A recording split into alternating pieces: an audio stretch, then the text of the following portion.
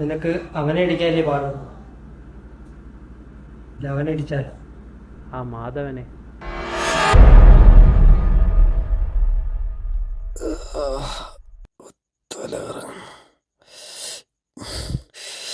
എടാ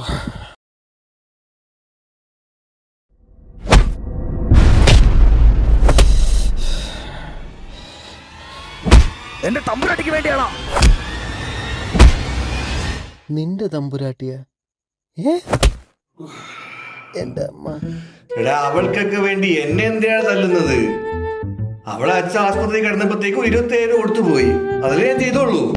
25,000 30,000 രൂപയല്ലേ? 30,000 കൊടുത്താ 5,000 എനിക്ക് ലാഭം. നീ എത്രയാ കൊടുത്തത്? അയ്യോ, ലാളന മാത്രമല്ലേട്ടാ, ഒന്നും തോന്നരുതേ. ബാബാ എനിക്ക്